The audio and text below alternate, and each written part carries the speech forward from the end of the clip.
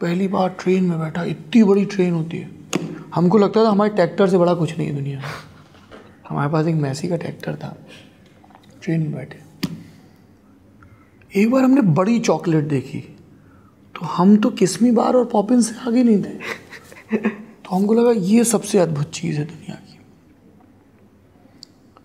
एक बार हम रेस्टोरेंट में खाना खाने गए, डोसा, हमको बताया सर ये डोसा होता है। हमने कहा ये बहुत कमाल चीज़ है। हम यहाँ रहते थे कानपुर में, वहाँ पास में एक टॉकीज़ थी, हम कभी गए नहीं थे उसमें फिल्म देखने, छोटे थे, कल्चर वैसा नहीं था। आवाज़ें आती थी वहाँ से, तो हमको लगता था इससे जादू ही कुछ नहीं हो सकता।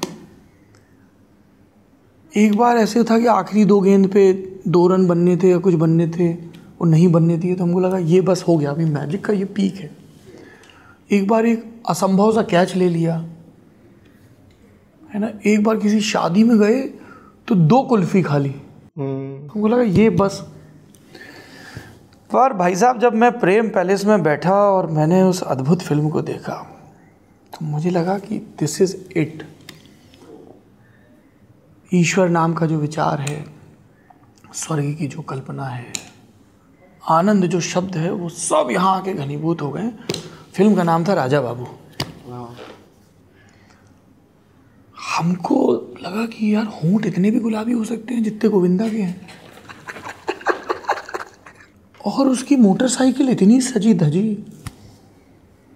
हम छोटे में मोटरसाइकिल बनते थे, कभी कभी ट्रैक्टर भी। तो मेरा बड़ा भाई जो है वो मेरे बस्ते की बद्धी पकड़ लेता था, बेल्ट, तो वो मैं आगे वो पीछे, और ऐसे वो चल मेरी धन्नो ऐसे करके, तो फिर वो आवाज़ ऐसे कर निकालते थे, तो हम लोग ऐसे दोनों दौड़ के जाते थे स्कूल से घर। तो हमको लगता था ये अद्भुत है।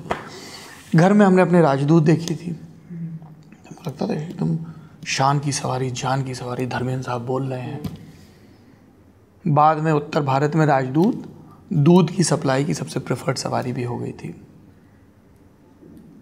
तो हमको लगा ये बहुत अद्भुत चीज़ है। एचडी हुआ करती थी एक, जो उसमें जो किक है वही ब्रेक है, ऐसा सिस्टम था। हमने कहा ये तो बहुत बड़े लोगों की सवारी है।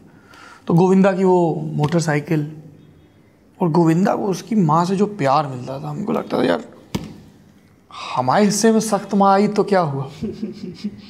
किसी की तो माँ है जो उसको एकदम अनकंडीशनल लव कर रही है, एकदम कंकड़ आया कादर खान के मुंह में तो अरे मेरे बेटे थूको। तूने क्यों थूका? माँ ने कहा था। क्यों जी? तुमने इसको थूकने को क्यों कहा? कंकर आया था इसलिए। तो क्या ऐसे कंकर वाला खाना देती अपने बेटे को? उनका भाई ऐसा ही होना चाहिए। और सब कुछ इतना बड़ा बड़ा दिख रहा था ना, वो उससे प्रेम कर रहा है, वो उससे प्रेम कर रहा है। और मैं 8वीं कक्षा में था, तो वो जो कनपटी के नीचे आप सनसनी जीवन में महसूस करते हो ना, उत्तेजना जैसी कुछ, काहे से कि उसमें गाना था सरकार ले खटिया जाड़ा लगे। हमको लगा कि ये गाना देखने के बाद अब मैं अपनी नागरिकता के दूसरे दौर में प्रवेश कर गया हूँ, जिसको वयस्क होना कहते हैं। और इसके लिए कोई तुरही नहीं बजी, बस एकदम से आपने बड़े पर्दे पर वो गाना देख लिया, जो उस समय बड़ा सेंसेशन था वो गाना।